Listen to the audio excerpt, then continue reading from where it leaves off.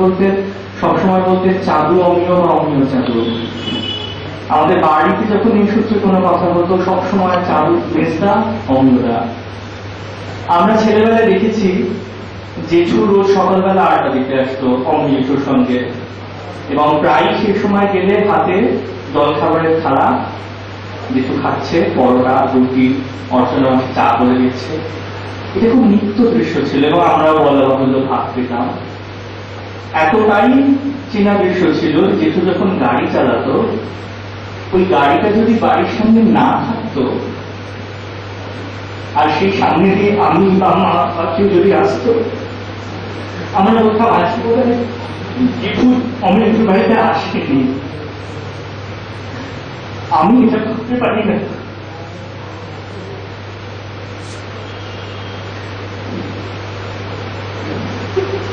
যে অমৃতকে লিখতে হচ্ছে আজকে আমার জেঠুর শোক সভায় আমাদের এত বড় পরিবার কিভাবে ছোট হয়ে যাচ্ছে।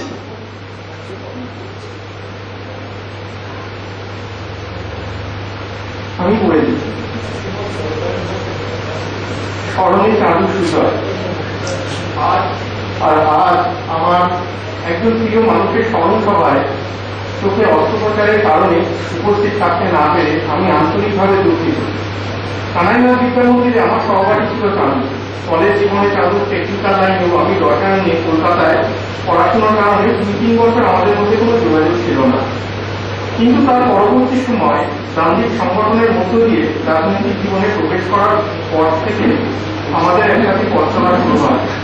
নানা ঘাত প্রতিঘাতের মধ্য দিয়ে চাঁদুর শেষ সময়কাল পর্যন্ত ও শুধু আমার নয়, আমাদের পরিবারের হয়ে উঠেছে রক্তের প্রেম শরীর। অনেক ব্যাপারে মতান্তর হয়েছে, কিন্তু তা কখনো মনান্তরে পর্যবেক্ষিত হয়নি। নেতা হওয়ার সমস্ত গুণাবলী থাকা সত্ত্বেও ও কিন্তু ছিল সবার পিছে, সবার নিচে, সব আড়ালের মাঝে। চাঁদুর সাহসিকতা, বুদ্ধিমত্তা, স্থির মস্তিষ্কে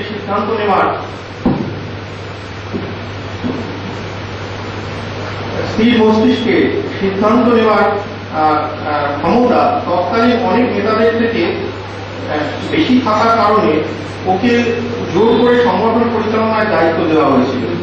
পার্টির দায়িত্ব, নাগরিক কমিটির দায়িত্ব, ইউনিয়নের দায়িত্ব, সর্বক্ষেত্রেই কাজ করার মধ্যে দিয়ে চাঁদু সকলের কাছের মানুষ হয়ে উঠেছে।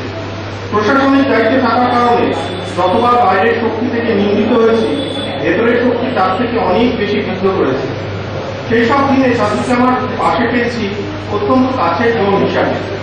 আমার অসুস্থ হওয়ার আগের বছর 2014 সালে চাঁদু দুরারোগ্য ক্যান্সার রোগে আক্রান্ত হল। অসুস্থ কিছু মানুষকে নিয়ে আমরা প্রথম চাঁদুর পরামর্শই খোলা হাওয়া মাসিক পত্রিকা ছাপাতে উদ্যোগী হলাম। আমি সম্পাদক হলেও অনেকেই জানে না খোলা হাওয়া হলো চাঁদুরই ব্রেন চাই। শারীরিক কারণে লড়াই আন্দোলনে প্রত্যক্ষ উপস্থিত না থাকার যন্ত্রণাটা এই কাগজ প্রকাশের মাধ্যমে কিছুটা নির্বারিত হতো। শেষ সুস্থ থাকা অবস্থা পর্যন্ত এই কাগজকে নানা পরামর্শ দিয়ে সমৃদ্ধ করেছে ও। বর্তমান রাজনৈতিক সামাজিক পরিস্থিতি নিয়ে আলোচনা হলেও জীবনের শুরু হয়েছিল সমাজ বদলের যে স্বপ্ন নিয়ে, কাজে ক্রমশ ধূসর হয়ে যাচ্ছে এই আক্ষেপ আমাদের ছিল। করোনা পরিস্থিতিতে প্রায় 1.5 বছর ওর সঙ্গে দেখা হয়নি। তার শেষ যাত্রা যেহেতু আমার বাড়ির সামনে দিয়ে বারান্দায় দাঁড়িয়ে তাকে লাল সেলাম জানিয়ে বলেছি, তুই একা নোস, এরপর লাইনে আমরাও দাঁড়িয়ে। অনেক কথা মনে পড়ছে, কিন্তু লেখা বা বলার মতো মানসিক জোর আর নেই। চাঁদুর স্মৃতির প্রতি আন্তরিক শ্রদ্ধা জানাই। তার পরিবারের সকলে যেন এই বিপর্যয়কে কাটিয়ে আগামী দিনে সুস্থ সুন্দর জীবন কাটাতে পারে এই কামনা করি। কমরেড সুজয় ব্যানার্জি, অমর রহে, অমিয় দাস, 24/7/2021।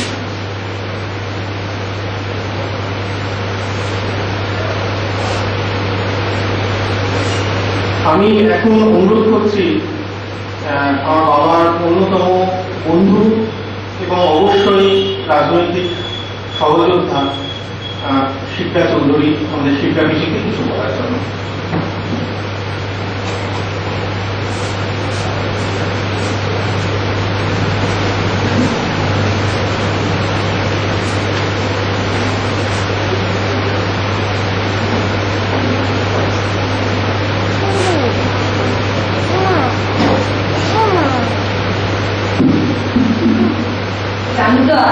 ভালো শোক প্রস্তাব দিতে পারে।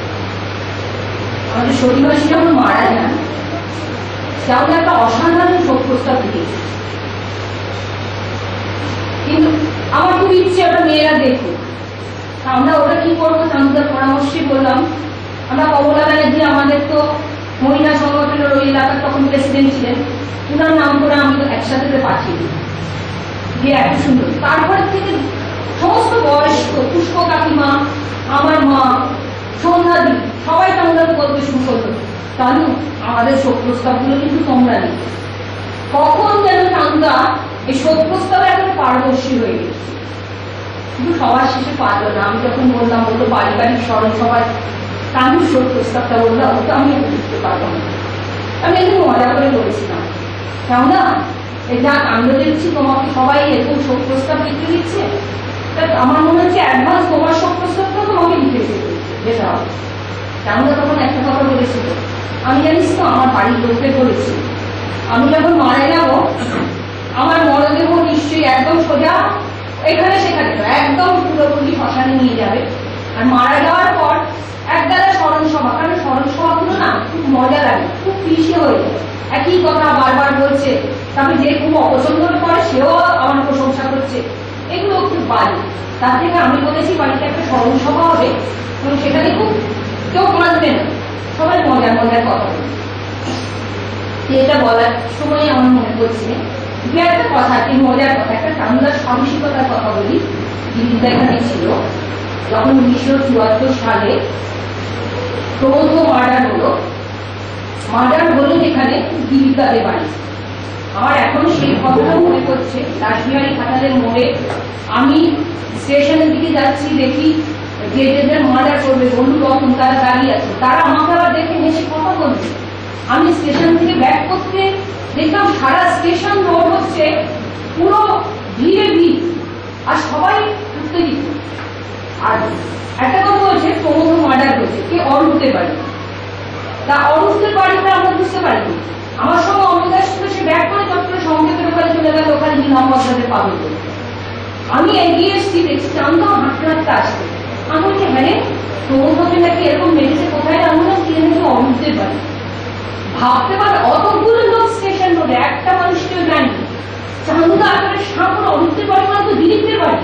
সঙ্গে সঙ্গে দৌড়ে চান্দুদা চলে গেল এবং চান্দুদার পেছন পেছন আমি দেখলাম সিঁড়ি থেকে টপ টপ করে রক্ত এবং খাটের তলায় প্রমোদ পড়ে রয়েছে। ওদের বাড়ির লোকেরা পরীক্ষায় কান্নাকাটি করছে, এত ভয় খেলেছে, এরকম তো ঘটনা হতে পারে না। চান্দুদা এত সাহস, সঙ্গে সঙ্গে তার আর কি বডিটাকে খাটের তলা থেকে বার করার পরে ও প্রথম বলে চান্দুদা আমাকে বাঁচা, কিন্তু বাঁচাতে পারিনি। তারপরে অন্যরা সবাই চলে এসছে। আমি সেই সময় 2 মাস পর আমার মেয়ের জন্ম দিয়েছিলাম, সবাই আমাকে ডাক্তার তখন খুব বকেছিল, এই পরিস্থিতিতে গেছিলাম এটা হচ্ছে। তারপরে এই ঘটনার পরিপ্রেক্ষিতে চান্দুদা আক্রান্ত হলো সংকেতের সামনে, সেই সময় কিন্তু এলাকার লোকেরা চান্দুদার পাশে দাঁড়িয়েছে এবং চান্দুদার একটা খুব ভালো ভঙ্গি ছিল, কেউ চান্দুদাকে আর কি ভাবতো খুব নিরীহ বউ বেঁচে আছে। সবচেয়ে মজা হয়েছে, একটু মজার কথা তো এখানে, গত কোঅপারেটিভ ইলেকশন হচ্ছে, কোঅপারেটিভ ইলেকশনে কেউ সম্পাদক হওয়ার প্রতিদ্বন্দ্বিতায় আসতে আছে, তখন চান্দুদা সবাই মিলে ঐক্যবদ্ধ হয়ে একটা সিদ্ধান্ত দিল এবং চান্দুদা যে যে ডিফেক্ট গুলো আছে একটা চিঠি লিখেছে, যাকে লিখেছে আমি নাম বলছি না। তারপরে সে এত বড় চিঠির উত্তর দিল, তখন অন্নদাসের পরীক্ষা প্রতিটি লাইনে লিখছে আপনার গুরু আপনাকে যে পরামর্শ দিয়েছে আপনি সেই পরামর্শ অনুযায়ী চিঠি লিখেছেন, আপনার গুরুকে বলে দেবেন এটা। আমার চান্দুদা কিন্তু সব অনিয়ত বলছে, হ্যাঁ বলছে তো। আমি বললাম মা লিখলে তুমি আর বলে বলতেই তো মজা, তো বলছে থাকুক অন্যকে গালাগালি, ঠিক এরকম করে কথা বল। তো আমি যদি বলতাম বলছি জানিস তো, আমাকে কেউ যদি বলে যে হ্যাঁ ওদের মধ্যে কে বড়, আমি বলি লম্বাই স্বপ্না বড়, বয়সে স্বপ্না বড়, লম্বাই শিক্ষা বড়, আর চওড়াতে রত্না বড়। এরকম সমস্ত মজার মজার ছোট ছোট কথা হবে। এবং এই যে খোলা হওয়া পত্রিকা, সত্যি তাই চান্দুদা ওরকম অসুস্থ, পরের বছর এরকম কি করবে দিশাহারা একটা অবস্থা, তখন চান্দুদা আমাকে বললো দেখ একটা ভাবনা ভাবছে। তা আমি বললাম কি করে একটা পত্রিকা বার করে। সঙ্গে সঙ্গে আমরা বসলাম, সম্মিলন সুচার সবাইকে নিয়ে এসে আমরা যখন ঐক্যবদ্ধ হয়ে বসলাম, আমি ওনাকে বললাম আমরা তুমি সম্পাদক হও, অমিয়দার সত্ত্বাধিকারী হোক, তুমি সম্পাদক হও। তখন আমরা বলছে দেখ আমরা দুজনেই অসুস্থ, দুটো অসুস্থ মানুষকে নিবি, আর আমার রোগটা তো আরো ভয়াবহ, কদিন তীব্র ঠিক নেই। আমি দেখো এই কাগজটা নিয়ে তারপরে নানা বিতর্ক হবে, সবাই গালাগাল দেবে, বলে ভালো তো আমার কি তোরা গালাগাল থাকি, এরকম কথা বলবো মজার মজার কথা। তারপরে আরেকটা চাকরিদার ঘেঁটুমির কথা বলি, এটা নিয়ে আমরা করতাম, বসে আছে অনেকক্ষণ বসে, আগে তো ফোন ছিল না, হঠাৎ খেয়াল হলো এলে সুকৃতি আমাকে এটা আনতে দিয়ে চুপে যেতে যাচ্ছে, প্রায় 12টা 12:30 বাজছে। আর এরপরে হঠাৎ ফোন, দাদাই তোমার ফোন, ওখানে ফোনটা ছিল সঙ্গে, ও আচ্ছা আচ্ছা আমাকে তখন যেতে হবে বলে তখন মুদির ফোনে ওই কলার ডিমটা নিয়ে কথা বলি। এই চামুন্ডার এই ঘটনার ফলে কর্পোরেশনে কাজ করে, হঠাৎ আপনারা জানেন ব্যানার্জি গলিতে একজন বিনোদিনী স্কুলের একজন টিচার বড়াই, সে হঠাৎ আমাকে স্টেশনে একজনের মাধ্যমে আমাকে বলাচ্ছে শিক্ষাদি ওনার বিল্ডিংটা প্ল্যানটা পাস করাচ্ছে, কিস্তে বিল্ডিং প্ল্যানটা পাস করছে না, কিছু একটা ব্যাপার আছে, আমরা বলবো কর্পোরেশনে একজন আছে। তখন আমি ওদের সাথে তুমি আমার কাছে বলছে, আমি যখন কে রে কর্পোরেশনে তোর টাকা খাওয়ার জন্য বলছে, জানো তো কি করবে বলতো, দেখি ও কষ্ট করে বাড়ি করছে, বলতো কে টাকা খাওয়ার জন্য এটা করছে। তখন আমাকে বলছে তার থেকে শুনে এসে তার নাম সুজয় বেড়াচ্ছে। আমি তখন এসে ফেলেছি, আমি বললাম যে তোরা কি বলছিস, এক গঙ্গায় জল দেয় কিন্তু কেউ বলে সুজয় বেড়াচ্ছি টাকা খাওয়ার জন্য এটা করেছে, আর দেশের মধ্যে খুব মুখ করেছে। আমি বললাম তুমি কি গো, এই কাজটা তুমি এত তাড়াতাড়ি করার কথা তুমি না করে রেখে দিয়েছো, এরকম একটা কথা আমাকে শুনতে হচ্ছে। আর ওরাই আমাকে বলেছে, প্রথমে বলতে কি হতো, বললো ও আচ্ছা, বলে দেখা গেল তুমি ছাত্রীকে কোথাটা করে দিল, করে দেওয়ার পর যখন বনানী বাড়িতে বিভাগ প্রফেশন বনানী আমাকে গ্রহণ করতে পারিনি, সুজয় ব্যানার্জিকে গ্রহণ করেছে। আমি বললাম যে দেখছি বনানী এটাই হয়, এইরকম আর কি। চামুন্ডার গুণ বনাগুলোর মধ্যে আমি তো সম্পর্ক মধ্যে চামুন্ডার যে স্থিতধীন যে জিনিসটা আছে সেটা যেমন দেখি, আবার ঠিক টুকার মধ্যে উইটি যে মজার মজার কথা বলে, তাহলে এটা খুব বলতো যে মজার মজার কথা বলে। এবং তেমন একটা জিনিস ছিল, এই খোলা হওয়া পত্রিকা করতে করতে যেমন একটা সময় বললো যে জানিস তো আমার না খুব ইচ্ছে চন্দননগরের বামপন্থী আন্দোলনে যে এই যে কমিউনিস্ট মুভমেন্টে কোনো কিছু ইতিহাস নেই, যে একটা সঠিকভাবে যে রচনা হবে, যে আনন্দপাল থেকে আরম্ভ করে হ্যাঁ কিঙ্করী মুখার্জি অনেক অনেক রকম নাম আছে, তারা হারিয়ে যাচ্ছে মনোজদা, হ্যাঁ এটা লেখার জন্য। আমি বললাম একটু তুমি লিখে বলে নয় আমি তো পারবো না, একটা ছবি আমরা রেবতীদাকে রাখা হলো আমার বাড়িতে, দেখে বরাবর আমরা বললাম আমরা খোলা আওয়াজ থেকে প্রকাশ করি, আপনি করুন, রেবতীদাও সাহস করি। ফলে একটা বড় এই আক্ষেপ কিন্তু আমাদের ছিল যে এইটা কিন্তু এরপরে যদি রেবতীদার মতো মানুষরা যদি চলে যায়, এরপরে কিন্তু এই আন্দোলনের ইয়েটাই হারিয়ে যাবে, এই ধারাবাহিক যে একটা আন্দোলনের চন্দননগরে যে একটা ঐতিহ্য ছিল এটা কিন্তু আস্তে আস্তে হারিয়ে যাবে। এইগুলো চামুন্ডার ছিল, মারা যাবে জানতেন, কিন্তু সবচেয়ে যেটা হচ্ছে আমরা একদম সহ্য করতে পারি কানুন মৃত্যুটা। কিন্তু কানুন শেষ স্মরণসভাতে শেষ বক্তব্য কানুন অসাধারণভাবে বক্তব্যটা দিয়েছিল, এবং কানুন চলে যাওয়াটাকে কিছুতেই মেনে নিতে পারেনি বলে প্রতিটি মুহূর্তে আমি যখন বলেছিলাম স্মরণসভায় বক্তব্য রেখে বলে না আমি পারবো। হঠাৎ একদিন মাস কয়েক আগে একদম ওটাই মধ্যে শেষ, হঠাৎ আমাকে একদিন ফোন করলো, চিত্রা আমি একটা গল্প লিখেছি। কি বলে, হ্যাঁ একটা প্রথম গল্প লিখে ফেললাম, এরা বলছে খারাপ হয়, আমি তোকে পাঠিয়ে দিয়েছি, গল্পটা পাঠিয়ে দিয়েছি, ফালতু গল্পটার নামটা হচ্ছে ফালতু, কাটাকুটি অনেক আছে, এখন ধরে অনেকটা লিখতে পারে। তা আমি বললাম যে ফোন করে বললাম আমরা আমাদের কাগজটাতে তো পুজোর সংখ্যা আর নববর্ষ হচ্ছে না, আমরা গল্প ছাপাই না। তা তখন বলছে আমাকে যে শোন তোকে দিলাম, ওটা ছিঁড়ে ফেল যা খুশি কর, ওটা আমার দরকার নেই, ওটা তুই এবার তোর দায়িত্ব। তা আমি বললাম যে আমরা দেখি তাহলে পুজোর সংখ্যাটাতে ওটা বার করবো, তখন বলি ততদিন আমি যদি বেঁচে না থাকি তাহলে তোমার স্মরণেই বার করবো, হয়তো সেটাই আমাদের বার করতে হবে আগামী দিনে, যদিও এর জন্য এটা আমাদের এখন কাগজ একটু বের করা বন্ধ আছে, কিন্তু আগামী দিনে আমাদেরকে তখন কথা দিয়েছিলাম যে ওটা আমরা ছাপাবো, সেটা হয়তো আগামী দিনে সেটা আমার একটা দায়বদ্ধতা থেকে যাবে এই গল্প ছাপানোর জন্য। সবচেয়ে বড় কথা, চন্দ্রনগরের খেলার খবর যাবতীয় কাগজের যা কিছু আছে সমস্ত কিছু ফোন করে জামদারে করছি ফোনে ফোনে। জামদারকে একদিন সে বলেছে আর বলবে না, শিক্ষার্থী কাগজটা দিয়ে এসে এই কথাটা বলবে না। জামদার চলে গেছে, তা আমাদের কাছে চলে যাবে না, কিন্তু একটা মনে হচ্ছে মানতে পারছি না, মাথার করতে একটা বড় ছাড় চলে যাবে। যে কোনো সময় যে কোনো পরামর্শে সবসময় জামদার সঙ্গে আমরা আলাপ আলোচনার মধ্যে নিয়ে সব কিছু করতাম। আমার ঠাকুরদাকে ছেলের আসলে মুসলিম ছিল, আমাদের পরিবারে শুধু ছোটবেলা 55 বছরের ওপরে জামদার সঙ্গে আমার ভালো ভাব।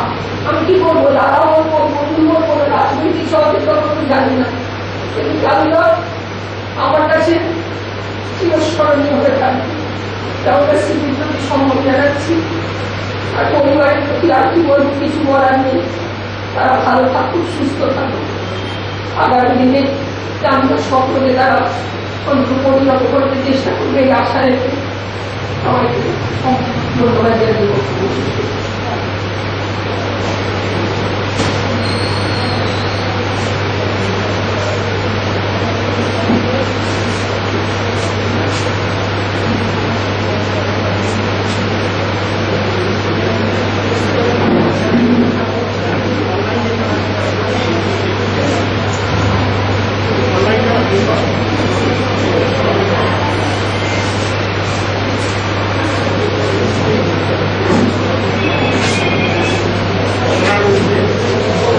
আমাদের সঙ্গে অনলাইনে গুগল মিটে যারা রয়েছেন তাদের পক্ষ থেকে আর কেউ কিছু বলতে চান? আমাদের